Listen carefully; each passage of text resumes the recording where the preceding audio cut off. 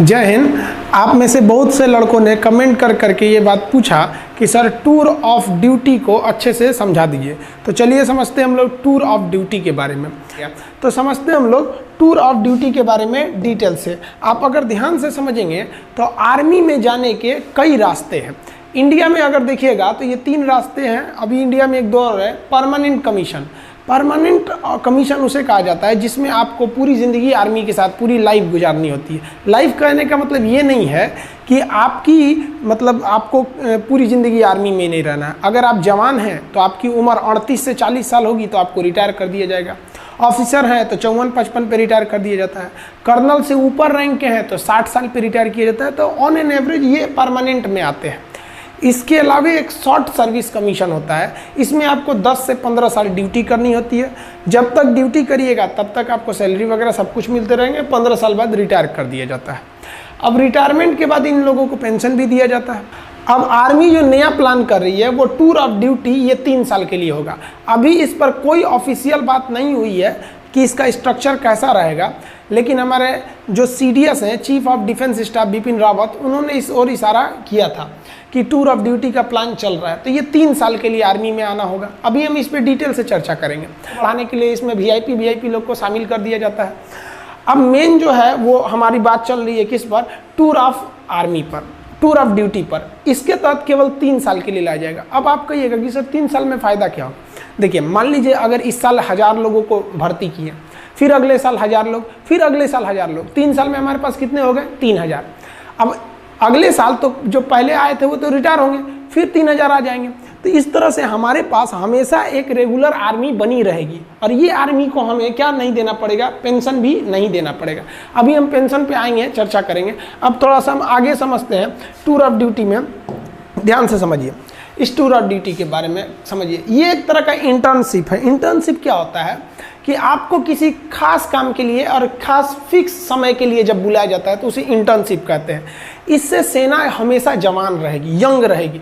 जैसे मान लिया कि हमने 1 साल के लिए 1 लाख लोगों को किस में भर्ती किया, टूर ऑफ ड्यूटी में। इस साल भर्ती किया, फिर अगले साल 1 लाख को भर्ती कर लेंगे, फिर अगले साल 1 लाख को कर लेंगे, यानी 3 लाख हमारे पास आ गए सब। फिर अगले साल इधर 1 लाख को रिटायर करेंगे तो फिर 1 लाख को भर्ती भी तो कर लेंगे।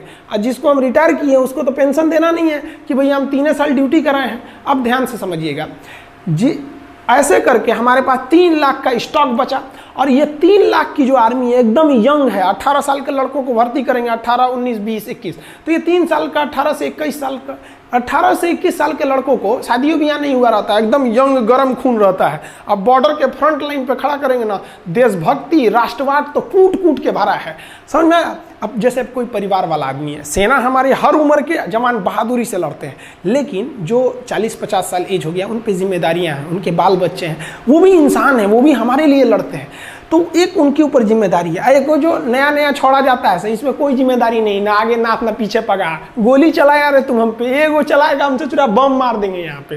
तो ये आर्मी को यंग रख सकते हैं। इससे आर्मी को डबल फायदा कि आर्मी हमेशा यंग रह गई, और जो रिटायर हुए उन्हें सैलरी भी नहीं देना है। और आर्मी कम भी तो नहीं होगी ना भैया, हर साल हम 1-1 को रखे रहेंगे। हमेशा हमारे पास 3 लाख की एक टूर ऑफ आर्मी की, टूर ऑफ ड्यूटी की फौज पड़ी रहेगी। समझ में आया कि नहीं आया। अब आप कहिएगा कि सर वो जो 3 साल बाद रिटायर कर देंगे और उसको पेंशन भी नहीं देंगे तो लड़का कहाँ जाएगा। तो देखिए भैया, इसमें सेना विचार कर रही है कि हम इस तरह से एंट्री कराएंगे कि जैसे कोई लड़का ग्रेजुएट हो गया है, तब आओ भैया 3 साल ड्यूटी करो और जाओ।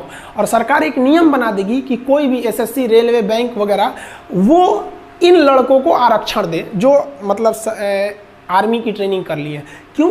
क्योंकि इनके अंदर एक डिसिप्लिन आज होती है। आपका बढ़िया बढ़िया ब्रांड, जो हज़ारों रुपए के आप जो ब्रांड पहनते हैं ना, उस ब्रांड की कोई कीमत नहीं है अगर आपके बगल में कोई बंदा वर्दी पहन के इंडियन आर्मी का उस पर लोगो बना हो, पहन के खड़ा हो जाए तो सारा आपका ब्रांड बर्बाद हो गया उस आर्मी के वर्दी के बाद। तो एक वर्दी भी मिलेगी, रैंक भी मिलेगी, सैलरी भी मिलेगी।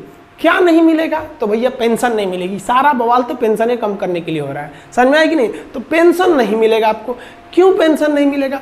क्योंकि पेंशन देने के लिए कम से कम आपको 17 साल की ड्यूटी करनी रहती है। इसमें तो ओवरऑल 3 साल की ड्यूटी ही है। तो समझ में आ रहा है कि नहीं आ रहा है। जो टूर ऑफ ड्यूटी के तहत आएगा वो सेना के एडवेंचर को भी देख लेगा, राष्ट्रवाद भी देख लेगा, डिसिप्लिन भी सीख लेगा, स्वास्थ्य, मेंटेलिटी, हर चीज को सुदृढ़ कर लेगा और दूसरी नौकरी में उसको छूट भी मिलेगा, तो उसका भी करियर खराब नहीं हुआ। देश की सेना भी जवान रह गई और देश का जो पेंशन पे खर्च था वो भी बच गया। आर्मी का जनता से जुड़ाव भी हमेशा रेगुलर बना रहेगा 3 साल पे। अब जैसे क्या होता है कि एक आर्मी गया वो 40 साल ड्यूटी पे रहेगा, तो भैया 40 साल तक आप उसके जगह पे दूसरा भर्ती नहीं ना करेंगे। टूर ऑफ ड्यूटी का है और कौन सा जवान हमारा मतलब परमानेंट है, तो सब का सब क्या रहेगा, एकदम सेम रहेगा। आप समझ में आ गया आप लोग को कि ये टूर ऑफ ड्यूटी मेनली किसके लिए किया जा रहा है कि भैया हम अपने पेंशन पे हो रहे खर्च को कंट्रोल कर सके और अपनी सेना को मॉडर्न टेक्नोलॉजी दे सके। जैसे हमारे सैनिकों का बैलिस्टिक हेलमेट नहीं रहता है, इंफ्रारेड रिकॉग्नाइजर नहीं रहता है, अभी भी हम लोग इंसास राइफल लेके चल रहे हैं लोग, तो ये सब चीज़ें। आर्मी की जो बूट होती है वो काफ़ी हैवी होती है, वजन में बहुत भारी होता है। अभी कई ऐसे बूट आ गए हैं आर्मी के पास, जैसे अमेरिकन सोल्जर का दिखेगा तो बूट बहुत मजबूत रहता है जूता और भारी नहीं रहता है। हमारे सैनिकों का बूट मजबूत है लेकिन भारी है, तो भैया उसके लिए क्या चाहिए, पैसे चाहिए। तो हम लोग का आधा पैसा तो सैलरी पेंशन पे ख़त्म कर दे रहे हैं। तो आई होप आप समझ गए होंगे टूर ऑफ आर्मी का। बाकी आर्मी में हथियार वगैरह कौन से होते हैं, कैसे आप देख सकते हैं, देख के कैसे पहचान जाएंगे कि AK-47 है कि SLR है कि 303 है कि इंसास है, पिस्टल, माउजर, इस सब में क्या क्या डिफरेंस होता है, इस सब के बारे में हम आपको वीडियो बता देंगे। बहुत से लड़के कर रहे हैं प्लेलिस्ट बनाने के लिए, तो उसको भी बना देंगे और प्लेलिस्ट में हम आपको डिफेंस में आपको हर एक चीज़ हथियार वगैरह के बारे में भी समझा देंगे, ताकि युवाओं के प्रति एक जिज्ञासा रहती है कि हमारी आर्मी क्या कर रही है। आई होप आप समझ गए होंगे। समझ में आया? एक सैल्यूट हमारे भारत के वीर जवानों के लिए। जय हिंद।